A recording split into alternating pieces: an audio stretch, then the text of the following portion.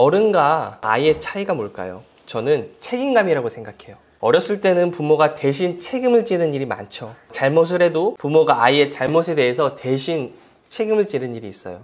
그래서 학교에서 아이가 말썽을 부리면 누구를 부르죠? 부모님을 불러요.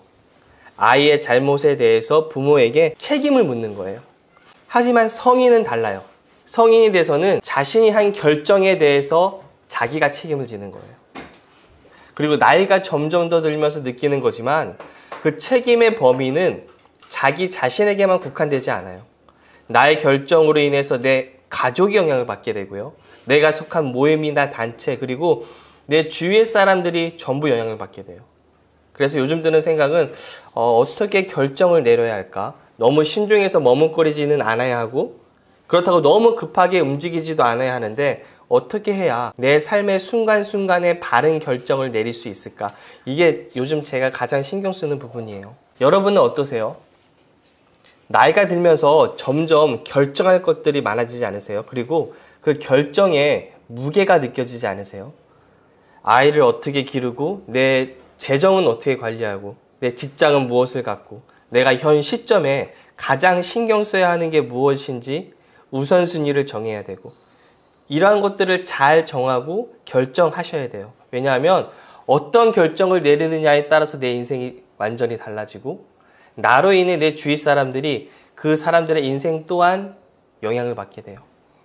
그래서 오늘은 이런 많은 결정에 있어서 어떻게 하나님의 음성을 듣고 어떻게 하나님의 인도함을 받는지에 대해서 한번 나누겠습니다. 하나님은 정말 저와 여러분과 소통을 하실까요? 성경을 보면 하나님의 사람들과 하나님이 대화하는 모습이 많이 나와요. 그리고 오늘날도 수많은 하나님의 사람들이 하나님이 나에게 이렇게 말씀하셨습니다. 하나님이 이러한 감동을 주셨습니다. 이런 표현을 쓰는 것도 많이 봐요. 그런데 그건 성경의 인물이었고 오늘날도 능력 있는 하나님의 사람들만 듣는 거 아닌가요?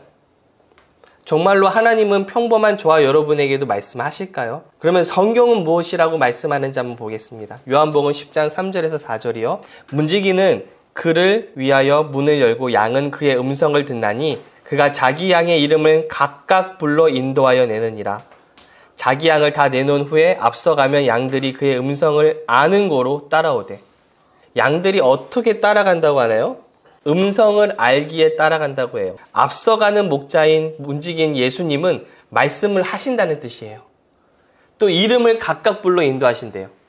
이건 예수님이 성도들을 무리로 대하시는 게 아니라 개인적으로 대하신다는 뜻도 돼요. 개인적인 관계를 말해요. 특별한 소수의 사람만 그런 능력이 있어서 인도하시고 보통의 양은 그냥 그런 사람들이 시키는 대로 하는 게 아니에요. 우리 한 사람 한 사람을 소중히 여기시면서 이끄신다는 의미예요. 로마서 8장 14절이요. 무릇 하나님의 영으로 인도함을 받는 사람은 곧 하나님의 아들이라. 저와 여러분은 하나님의 자녀인가요? 요한복음 1장 12절이요.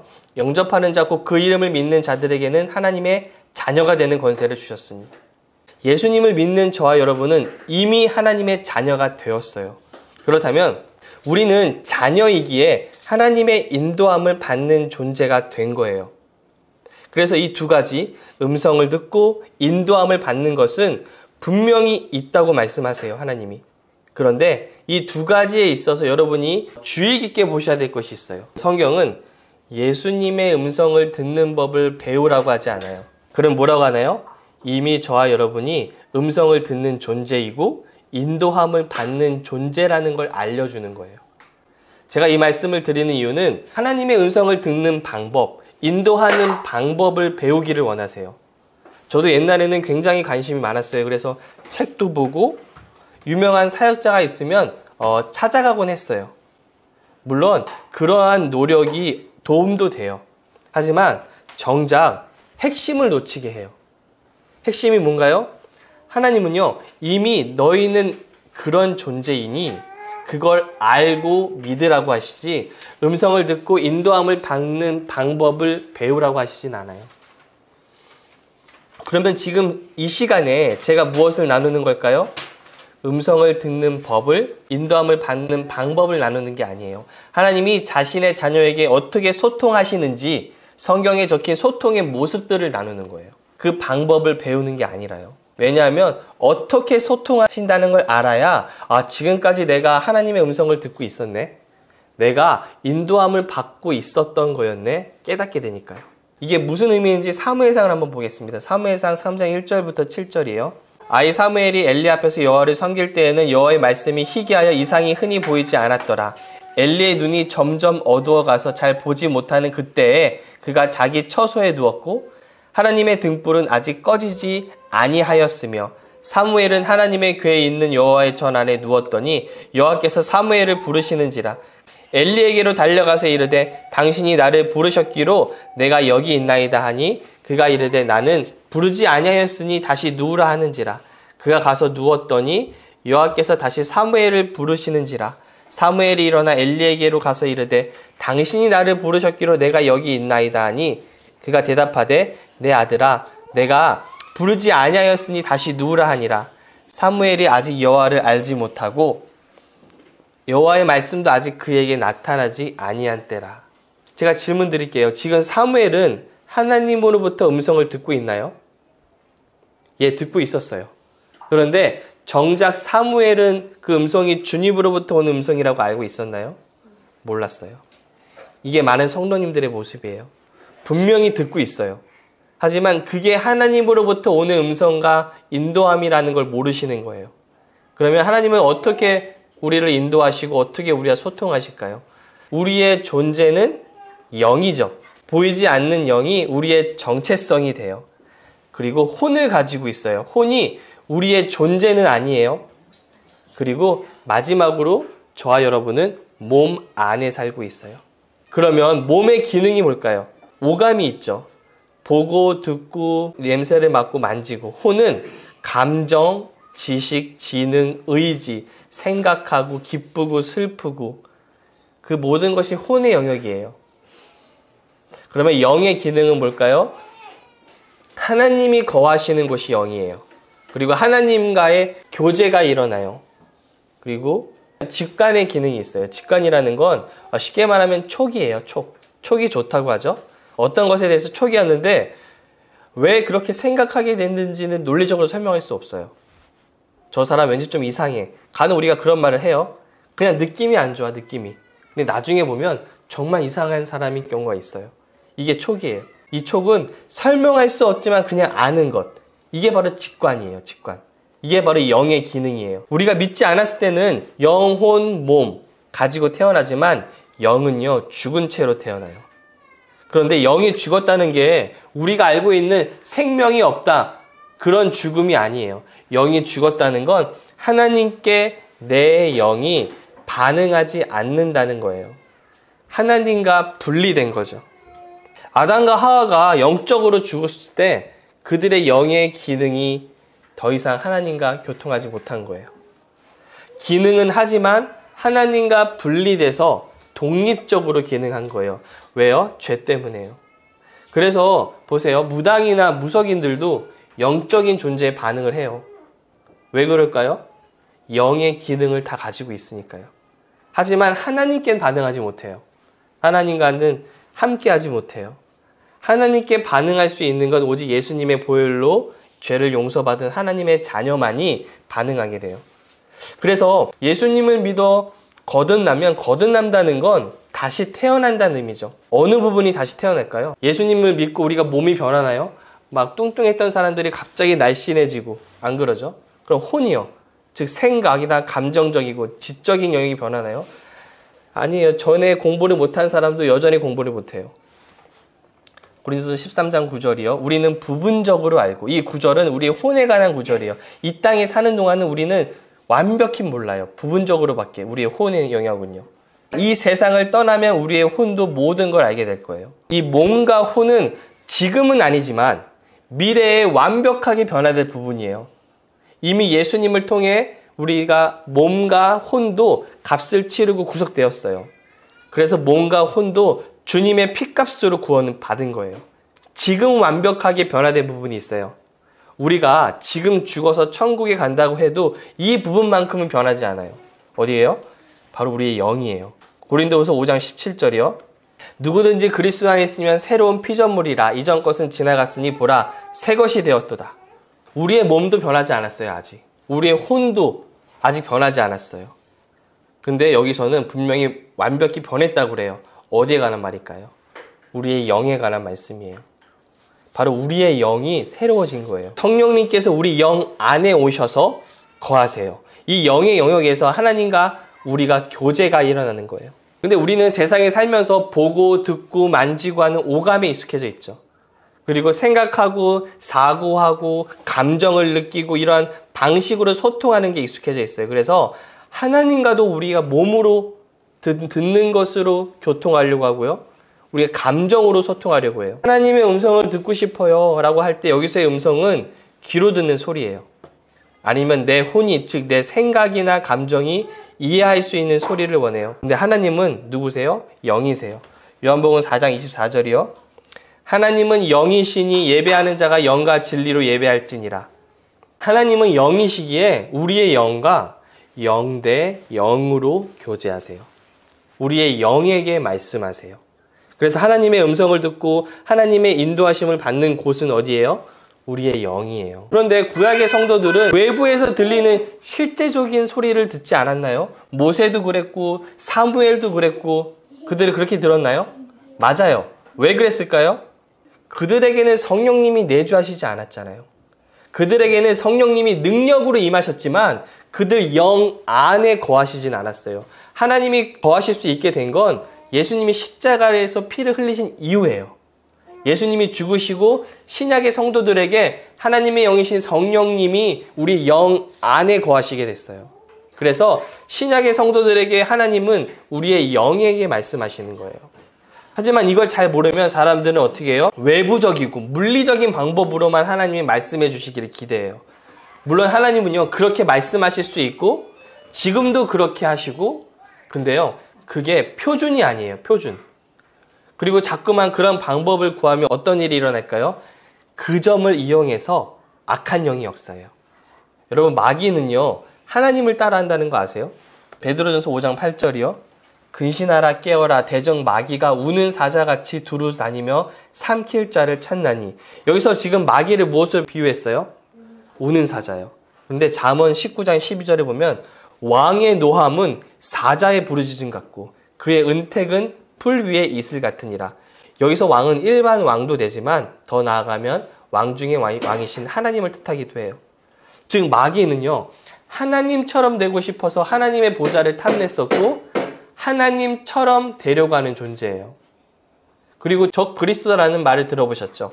적그리스도는 영어로 anti 크라이스트예요. 근데 여기 anti는 뭐뭐를 대항하려라는 뜻도 있지만 뭐뭐를 대신하여라는 뜻도 돼요. 그래서 그리스도를 대적하는 존재, 적그리스도, 그 뜻뿐만 아니라 그리스도를 대신하려는 존재, 그것도 되는 거예요. 그래서 악한 영은요, 언제나 하나님의 역사하심을 따라해요. 그 결과 저와 여러분을 혼란스럽게 만들어요. 한 번은 어떤 자매가 결혼을 하려는데 이 남자에 대해서 확신이 없는 거예요. 하나님께 이렇게 기도했다고 그래요. 제게 응답의 사인을 좀 주세요. 사인을 주세요. 그런데 그날 밤에 이 자매가 아마 해변가였나 봐요. 걷고 있는데 갑자기 유성이 휙 떨어지는 거예요. 별똥별이라고도 하죠. 이 자매는 하나님이 그걸 보면서 자신에게 사인을 준 거라고 믿게 된 거예요. 그 결혼을 하긴 했는데 그래서 어떻게 되었을까요? 이 유성처럼 됐다고 그래요. 순식간에 끝나버린 거예요. 그래서 저는 무엇을 보았다, 무엇을 들었다는 하시는 분들을 무시하진 않지만 절대적으로 신뢰하진 않아요. 저에게 중요한 건 이 성경 말씀과 성경과 어긋나지 않은 저의 영으로부터 오는 내적인 음성이에요. 그렇기 때문에 우리가 집중해야 할 건 외부의 사인을 구하는 것이 아니라 외부의 소리를 구하는 것이 아니라 이 영의 영역에 집중하셔야 돼요. 그러면 이제 영으로 듣는다는 건 그럼 뭘까요? 물론 듣는다는 표현도 맞지만 더 나은 표현은 안다라는 표현을 개인적으로 전 더 선호해요. 요한일서 2장 20절이요. 너희는 거룩하신 자에게서 기름 부음을 받고 모든 것을 아느니라. 조금만 아는 게 아니라 어느 부분만 아는 것이 아니라 모든 것을 안다고 그래요. 요한 1서 2장 27절 보실게요. 너희는 주께 받은 바 기름 부음이 너희 안에 거하나니 아무도 너희를 가르칠 필요가 없고 오직 그의 기름 부음이 모든 것을 너희에게 가르치며 또 참되고 거짓이 없으니 너희를 가르치신 그대로 주 안에 거하라. 이 두 말씀이 조금 상반돼 보이지 않으세요? 20절은요, 우리가 이미 모든 것을 안다고 해요. 그런데 27절은 기름 부음이 모든 것을 가르치신다고 그래요. 가르치신다는 건 다 알지 못한다는 걸 전제로 하는 말이죠. 그러면 이 상반돼 보이는 말씀을 어떻게 이해할 수 있을까요? 20절에 다 안다고 하는 건 어디예요? 우리의 영이에요. 그리고 기름 부으심이 가르친다고 하는 건 이 영의 기름 부으심이 우리의 혼의 모든 걸 가르친다는 뜻이에요. 사실 지금 제가 전하는 모든 내용은 여러분 이미 다 알고 있어요. 여러분의 영은요, 이미 다 알고 있는 내용이에요. 하지만 여기 혼의 영역은 아직 다 모르기 때문에 가르침을 통해서 새롭게 되는 거예요. 그래서 전 말씀을 전할 때 기름 부으심이 있게 해달라고 기도해요. 왜냐하면 27절의 말씀처럼 기름 부으심이 가르칠 수 있으니까요. 기름 부으심이 여러분의 혼을 가르쳐 주는 거예요. 영이 알고 있는 걸 혼도 알게 되겠죠. 그러면 우리의 혼이 어디에 동의를 하는 거예요? 영에 동의를 하는 거예요. 그래서 이 영 안에 있는 능력과 생명이 흘러나와서 혼을 통해 우리의 몸까지 그리고 우리의 환경까지 흐르게 돼요. 우리 영 안에 있는 이 능력과 생명은 나오고 싶어요. 근데 내 혼이 거기에 아멘, 동의를 하지 않으면 나올 수가 없어요. 언젠가 우리 영혼육에 대해 더 자세히 나누기로 하고요. 다시 말씀으로 돌아가서 고린도전서 2장 9절에 볼게요. 기록된 바 하나님이 자기를 사랑하는 자들을 위하여 예비하신 모든 것은 눈으로 보지 못하고 귀로 듣지 못하고 사람의 마음으로 생각하지도 못하였다는 것 같으니라. 사람들은요, 이 구절을 통해서 하나님의 뜻은 우리가 알 수 없는 거야. 우리는 하나님의 생각을 알 수 없어. 이렇게 자신이 하나님의 뜻을 알지 못한다는 것을 정당화해요. 하지만 이 말씀의 강조점은 그게 아니죠. 10절이에요. 오직 하나님이 성령으로 이것을 우리에게 보이셨으니 성령은 모든 것, 곧 하나님의 깊은 것까지도 통달하시느니라. 하나님은 보이셨다고 그래요. 보일 것이다가 아니죠. 보이셨어요. 어디에 보이셨을까요? 우리의 거듭난 영이에요. 우리 영에 거하시는 성령님이 우리의 영에 보여주신 거예요. 그런데 우리는 이걸 지금까지 우리가 살아왔던 방식으로는 알 수 없어요. 고린도전서 2장 14절 볼게요. 육에 속한 사람은 하나님의 성령의 일들을 받지 아니하나니. 육에 속하였다는 건 자연적인 사람이란 뜻이에요. 쉽게 말하면. 다시 말하면 보이는 대로 살고 느끼는 대로 살아가는 사람이죠. 영은 신경 쓰지도 않는 사람을 말해요. 그런 사람은요, 하나님과 교제할 수 없어요. 우리가 아무리 거듭난 영을 가지고 있지만 영을 따라 살지 아니하고 육을 따라 산다면 보이지 않는 영에 집중하지 않고 보이는 육에만, 그 영역에만 하나님을 찾으려고 한다면 절대로 하나님과 함께 걸어갈 수 없어요. 그래서 아셔야 하는 건 우리가 하나님의 음성을 듣고자 할 때 외부에서 오는 것이 아니라 이 안에서부터 나오는 거예요. 그리고 소리로 오는 게 아니에요. 이렇게 설명해 볼게요. 미국에 어떤 사역자분이 있는데 이분이 예배를 인도하시는데 한 명의 성도가 어떤 이유에서인지 심장마비인지 모르겠지만 죽으셨대요. 말씀을 전하는 동안. 그래서 목사님께 이 성도님들이 누구가 죽었습니다 알려드리고 목사님이 전체 통성기도를 시키고 이분은 밖에 일단은 놓은 거예요. 목사님은 끝까지 말씀 전하시려고. 그런데 이분이 다시 살아나셨대요. 그리고 다음날 많은 사람들 앞에서 자신이 천국에 갔다 오는 걸 하게 되었대요. 내가 내 몸에서 내가 빠져나오는 걸 봤대요. 그리고 자신은 이제 하늘로 올라가는데 말로 하지 않고 이런 생각을 했대요. 나 죽은 거야? 말로 하지 않았어요. 생각이에요. 그러자 그 즉시 내 백성은 죽지 않아. 그들은 옮겨질 뿐이야. 이런 생각이 드는 거예요. 음성이 아니라. 그리고 계속해서 어떤 질문들이 생기는 거예요. 생각으로. 이게 무슨 일이지? 이게 어떻게 돼가는 거야? 근데 그런 질문을 할 때마다 어떤 음성도 듣지 않았어요. 그냥 알게 됐대요. 문장도 아니고 단어도 아니고 소리도 나지 않았어요. 그냥 안 거예요. 그리고 이분이 간증할 때 이게 바로 천국에서 서로 소통하는 방식 같아요. 이렇게 말했다고 해요. 근데 어떤 것에 대해 생각이 들 때, 질문이 생길 때 그 생각이 끝나기도 전에 알게 되는 거. 저는 이게 바로 우리 영에서 일어나는 일이라고 믿어요. 왜요? 우리의 영은 모든 것을 알고 있으니까. 그렇게 여러분이 무언가 결정할 게 있고 모르겠고 할 때 기도를 하면 그때 여러분의 영은요, 사실 바로 알아요. 이제 문제는 우리가 어떻게 인지하냐는 거죠. 어떻게 할까요? 오늘 세 가지 모습을 나눌 건데 그 중에 하나가 바로 직관으로 아는 거예요. 저는 설교를 준비하면서 때론 제 안에 이렇게 물음을 던져요. 그리고 그 물음에 대한 답을 찾아요. 이 설교를 준비하면서 왜 이 영의 영역에서 일어나는 일을 아는 게 어려울까? 이미 아는 걸 안다는 게 왜 이렇게 어려운 거지? 어떻게 해야 하지? 이런 물음을 가지고 고민하고 답을 찾으러 가는데 바로 알게 된 게 있었어요. 그냥 갑자기 제 아내와 저의 관계가 떠올라졌어요. 그러면서 그렇구나 깨닫게 된 일이 있어요. 아내와 저는요 때는 어떤 이야기를 하는데 문장에 주어가 없이 그냥 어떤 설명도 없이 무언가에 대해서 갑자기 말을 할 때가 있어요. 그런데 서로가 잘 알아들어요. 예를 들면 이런 거예요. 제가 잘 될지 모르겠네. 제가 이렇게 말을 해요. 그러면 제 아내는 그 말만 듣고도 왜 지금 그 일 잘 안 되고 있대? 물어요. 제가 무엇에 대해 말하는지 알고 또 그것에 대해 저에게 물은 거죠. 다른 사람에게 제가 잘 될지 모르겠네 하면 뭐가요? 무슨 말이에요? 라고 하겠지만 제 아내와 저는 친밀하기에 서로 무슨 생각하는지 어떤 것에 신경 쓰고 있는지를 바로 알게 돼요. 그리고 나서 하나님이 왜 제 아내와 저의 관계를 생각나게 해주셨는지 바로 알았어요. 예수님과 우리를 어떤 관계라고 해요? 신랑과 신부의 관계라고 하죠. 신랑과 신부의 관계인데 신랑과 신부의 실제적인 친밀함을 가지고 있어야 영의 생각을 쉽게 알 수 있겠구나를 알게 해주셨어요. 제가 제 아내와 저의 모습이 생각나고 신랑과 신부인 예수님과 우리가 그런 실제적인 친밀함이 있어야 뜻을 쉽게 알 수 있다고 깨닫는 데는요 몇 초도 걸리지 않았어요. 그냥 알아졌어요. 이게 바로 직관이에요. 영의 영역에서 일어나는 일이에요. 어떠한 문장도 없었어요. 그냥 그렇구나. 이게 직관이에요. 많은 사람들이 하나님의 음성을 듣고 싶어하고 하나님의 뜻을 알고 싶어 하세요. 그런데 많은 경우 삶을 보잖아요. 그와는 반대로 행동하세요. 하루 종일 TV를 보거나 하루 종일 인터넷 하거나 유튜브 하거나 세상적인 일에 대부분의 시간을 사용해요. 그리고 때때로 문제가 생기면 하나님 알려주세요. 도와주세요. 이렇게 기도하세요. 그런데 쉽게 하나님의 뜻을 알기가 어렵죠. 왜 그럴까요? 평소에 내가 영적인 일에 전혀 관심이 없어서 예수님과의 친밀함이 없기 때문이에요. 만약 제가 제 아내에게 평소에 관심이 없으면 저와 아내의 친밀함은 점점점 사라지게 돼요. 법적으로는 부부지만 부부만이 누릴 수 있는 친밀함은 없는 거예요. 로마서 8장 7절이요. 육신의 생각은 하나님과 원수가 되나니 이는 하나님의 법에 굴복하지 아니할 뿐 아니라 할 수도 없습니다.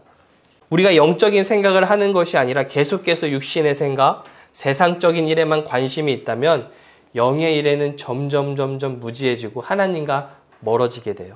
가깝지만 실제적인 관계로서는 누리는 관계로서는 멀어진다는 뜻이에요. 여러분 때로 어려움을 겪는 성도님들이 기도원에 가서 금식하면서 기도해요. 그죠? 그리고 기도하면 금식하는 중에 하나님이 나한테 말씀하셨어요. 하나님이 음성을 들었다고 말해요. 그런 이야기 들으신 적 있죠? 하나님이 이 성도가 금식하면서 하나님을 찾으니까 그 모습을 보시고 갑자기 말씀하셨을까요? 대부분 그렇게 생각하죠. 그렇게 열심을 내서 기도하니까 하나님의 음성을 들어줬다고. 아니에요. 하나님은요 언제나 말씀하고 있어요. 마치 이런 것과 같아요. 지금 이곳에 라디오 전파가 흐르는 거 아세요? 24시간 전파가 흐르고 있어요. 그런데 라디오가 없이 그리고 라디오가 있어도 주파수를 맞추지 않으면 라디오 소리 들을 수 없어요. 우리가 계속해서 6의 1만 세상 일에만 신경을 쓰고 하나님의 주파수에 맞추지 않는다면 들을 수 없어요. 계속해서 전파는 흐르지만 하나님의 말씀은 24시간 계속 말씀하세요. 하지만 우리가 영의 일에 집중하고 하나님께 집중하는 시간이 매일매일 많아진다면 우리는 하나님의 주파수에 맞추게 돼요. 영의 주파수에 맞추게 된 거예요. 그게 바로 기도원에서 일어나는 일들이에요. 오직 하나님께만 집중할 때 그때 탁 그 주파수에 맞추게 된 거예요. 그리고 두 번째로 하나님의 뜻을 아는 방법 중 하나는 바로 우리 안에 소원을 주시는 거예요. 빌립보서 2장 13절이요. 너희 안에서 행하시는 이는 하나님이시니 자기의 기쁘신 뜻을 위하여 너희에게 소원을 두고 행하게 하시나니. 이런 말 들어보신 적 있으세요? 우리가 무언가 간절하게 원할 때 대부분 그것은 자신의 욕심, 욕망이고 그리고 그것과 반대되는 것이 하나님의 뜻이라고. 내가 원하는 거에 반대가 하나님의 뜻일 경우가 많다. 이런 말씀 들어보셨나요? 하지만 그건 예수님을 믿지 않는 사람에게 쓰이는 말이에요. 예수님을 믿고 거듭난 사람에게는 하나님은 우리 안에 소원을 주세요. 그래서 우리에게 하나님의 뜻을 알려주세요. 제가 교회를 개척하기 전에 성경 모임을 한 적이 있어요. 왜 그랬을까요? 말씀을 나누고 싶은 마음이 생기니까요. 그리고 하나님께서 우리에게 소원을 주신다고 이러지 않아요. 금만아, 성경 공부를 시작하렴. 이러지 않아요. 내 영이 하나님의 뜻을 알아요. 하나님이 성경 모임을 하는 거 원하시는구나. 그럼 내 영은 어떻게 반응할까요? 하나님의 뜻은 성경 모임이구나. 나는 그 모임을 해야겠다. 이렇게 나는 하길 원해. 나는 해야겠다. 그게 영의 소원이 내 혼의 영역까지 내려와서 나 그거 했으면 좋겠다. 이렇게 되는 거예요. 그런데 이게 하나님의 소원을 주셔서 내가 원하는 건지 아니면 내가 욕심으로 원하는 건지 어떻게 분별해요? 성경 모임은 영적인 일이기에 헷갈리지 않겠지만 애매한 경우도 참 많아요. 어떻게 해야 할까요? 히브리서 4장 12절이요.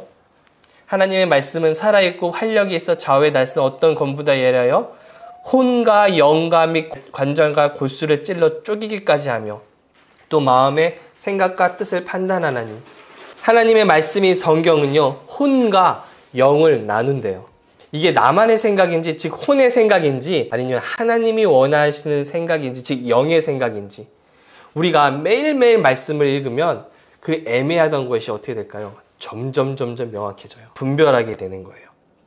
다들 말씀 보시죠? 말씀 보셔야 돼요. 인터넷 기사를 읽는 것처럼 스마트폰에 집중하는 것 이상으로 말씀을 보셔야 돼요. 그러면 분별하게 돼요. 그렇게 되면은 하루에도 얼마나 하나님이 내 마음에 작은 소원, 큰 소원을 주시는지 우리가 놀라게 될 거예요. 마지막으로 성령의 증언이 있어요. 로마서 8장 16절이죠. 성령이 친히 우리의 영과 더불어 우리가 하나님의 자녀인 것을 증언하시나니. 우리의 영과 함께 성령이 증언하는 거예요. 성령께서 일하시는 방식이에요. 증언이 뭐예요? 어떠한 본 것을 말하는 거죠. 법정에서 어떤 사건을 목격하고 난 후에 증인석에 서서 제가 그 사건을 목격했습니다. 이렇게 말하는 게 증언이에요. 그것은 정말 맞는 소리입니다. 참입니다. 거짓입니다. 이게 증언이에요. 그래서 성경을 보면 하나님이 사무엘에게 이새의 집에 가서 그 아들 중에서 한 명에게 기름을 부으라고 하신 사건이 있죠. 그런데 하나님은 사무엘아, 네가 기름을 부을 자가 다윗이다. 그는 이새의 아들이다. 하나님은 그렇게 하실 수 있었지만 그러지 않으셨어요. 사무엘상 16장 1절이요.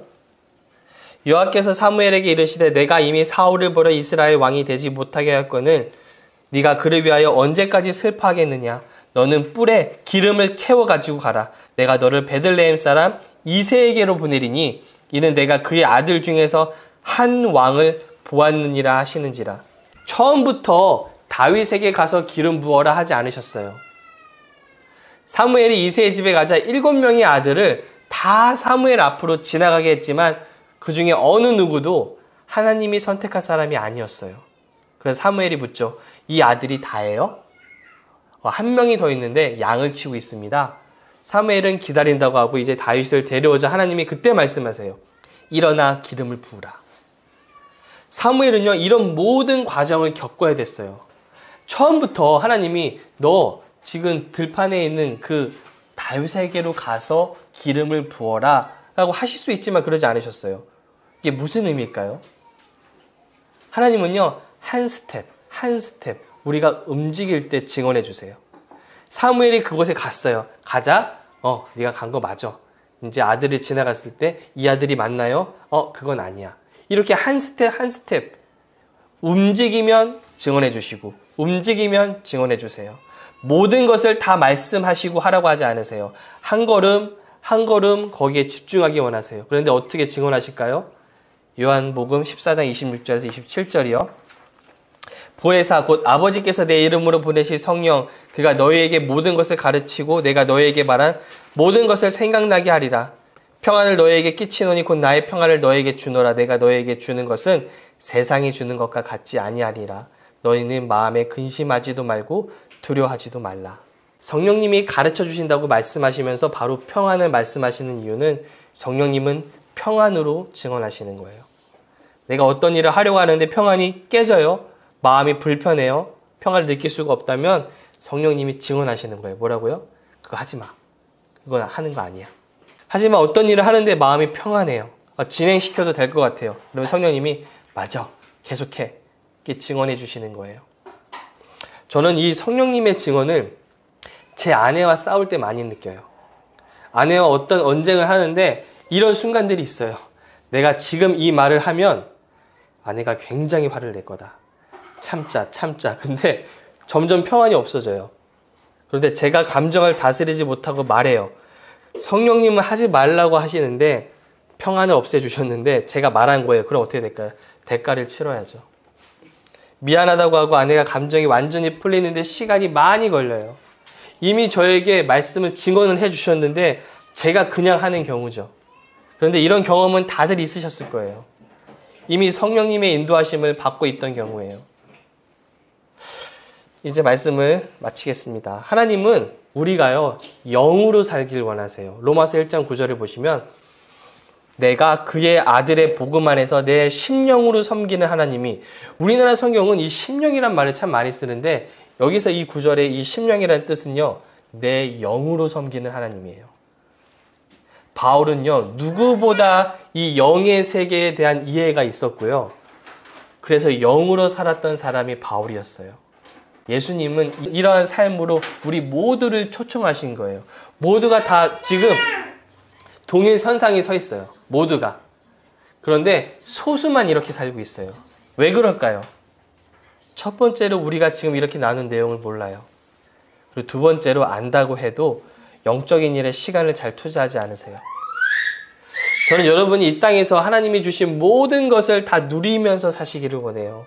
이번 한 주 지금까지 우리가 기도 5분 했다면 5분 더 늘려서 10분 하고, 말씀 한 장 읽었다면 한 장 더해서 2장 읽고 영적인 일에 더 많은 시간을 투자하면 어떻게 될까요? 이런 것들이 분별하기가 훨씬 쉬워져요. 하나님이 안 주시는 것이 아니었어요. 우리가 분별을 못했던 거예요. 이번 한 주 동안 결심하셔서 그런 삶을 살아서 하나님의 인도하심이, 하나님의 음성 듣는 것이 특별한 일이 아니라 일상이 되는, 그냥 보통 일이 되는 저와 여러분이 되시기를 기도하겠습니다. 아멘.